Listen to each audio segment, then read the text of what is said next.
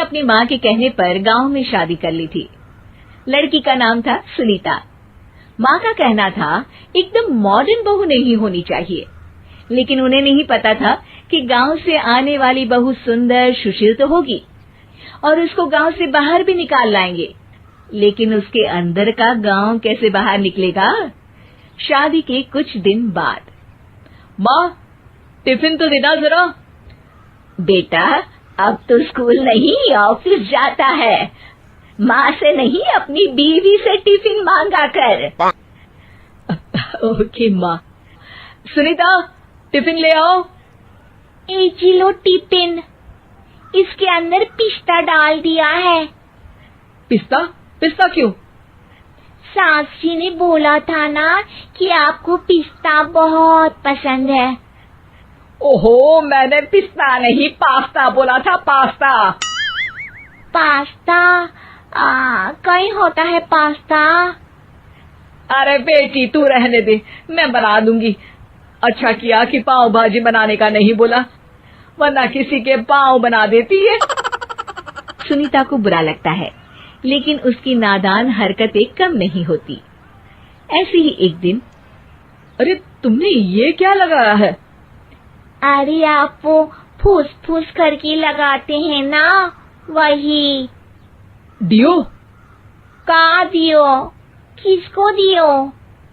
अरे वही ना जिससे खुशबू आती है।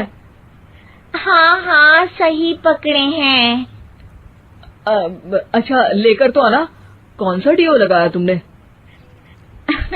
अभी लेकर आते हैं जी। संदीप की बात मानकर सुनीता अंदर से खुशबू वाला फुसफुस लेकर आती है। ओएमजी! ओएमजी मतलब ओ माय गणेश ना। अरे ओएमजी छोड़ो, और ये खुशबू वाला फुसफुस की बात कर रही थी तुम? हाँ इसी की, फिर से सही पकड़े हैं। अरे देवी, लेकिन आप सही नहीं पकड़े हैं, ये डियो नहीं है। डियो नहीं है तो क्या लियो है? अरे ये रूम फ्रेशनर है, जिसको कमरे में छिड़कते हैं, खुद पर नहीं। कोई बात नहीं, माँ कहती थी आत्मा किराएदार है, शरीर एक किराए का कर्म। हम शरीर पे ये डाल लिए तो क्या फर्क पड़ जाएगा। अरे बहू, ओ बहू, मेरे लिए फल तो ले आ, फिर मैं बाजार जाऊंगी।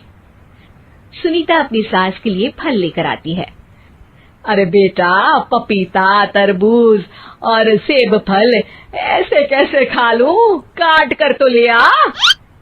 माँ जी, मेरे गांव में तो खेत से उठा के सीधा खा लेते हैं। अरे ये तेरा गांव नहीं है ना। अरे संदीप, तू ही कुछ समझा देना इसको बेटा। मैं कैसे समझाऊं माँ, ये तो माइक्रोवेव को भी भट्टी बोलती है। कल मैंने बोला हाय कैसी हो, तो बोलती है किसी को हाय नहीं लगानी चाहिए। अरे सुनीता, तेरा क्या होगा? अभी तो कैसे बताऊं माँ जी, अभी हम कुछ करेंगे फिर पता चलेगा क्या होगा, लड़का या लड़की। हे भगवान, कहाँ से आ गई है? रामपुर से जी, आप ही तो लेकर आए थे मुझे। अरे मुझे माफ कर दो। पहले कोई गलती तो करिए जी, आपकी तो सारी गलती माफ कर देंगे हम। हाँ अरे बहू, मेरी बात सुन। फल यानी कि फ्रूट जब भी लाए ना तो काट कर लाना, ठीक है? जी ठीक है माँ जी, फल यानी फ्रूट यानी काट के लाऊंगी। सुनीता रोज ही कोई ऐसी हरकत कर देती जिसकी वजह से उसे घर में दो बातें सुननी पड़ती। एक दिन, माँ मेरे बॉस घर पर आने वाले हैं शाम को, उनका बर्थडे है, फैमिली साथ नहीं रहती उनके, तो यही पार्टी कर लेंगे। उनको अच्छा लगा तो शायद मेरा प्रमोशन भी हो जाएगा। मैं ना फ्रूट केक लाकर फ्रिज में रख दूंगी और तेरे साथ आज खाना मैं बनाऊंगी, ताकि जब साहब आए तो खाने में कोई गड़बड़ ना हो। शाम को जब सारी तैयारियां हो जाती है, संदीप के साथ बड़े साहब भी घर आते हैं। फ्रूट केक तो ले आना बहू, फिर खाना खाएंगे। अरे इस सब की क्या जरूरत थी, आपने बुलाया वही काफी है।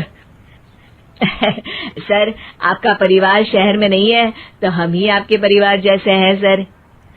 इतने में ही सुनीता फ्रूट केक लेकर आती है और बड़े साहब की टेबल पर रख देती है, और जैसे ही केक के ऊपर का बॉक्स हटाती है, ओह, ये क्या है?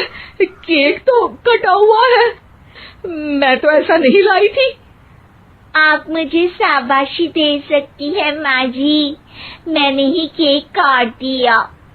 आपने कहा था ना, फल यानी फ्रूट यानी हमेशा काट के लाना, तो फ्रूट केक भी तो फ्रूट ही है ना, तो मैंने पहले ही काट लिया। हूँ ना मैं समझदार। अरे बहू, ये क्या किया?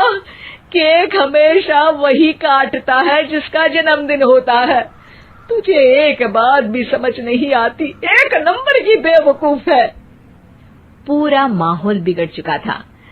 संदीप को लगने लगा था कि साहब उसे प्रमोशन तो दूर की बात है, कहीं डिमोशन ना दे दे, लेकिन साहब बीच में ही बोल पड़ते हैं।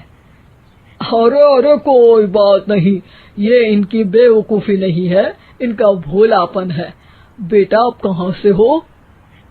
रामपुर गांव से। अरे वाह, गांव से? फिर तो आपके गांव में ताजे फल और सब्जियां मिलते होंगे। हाँ, सही पकड़े हैं।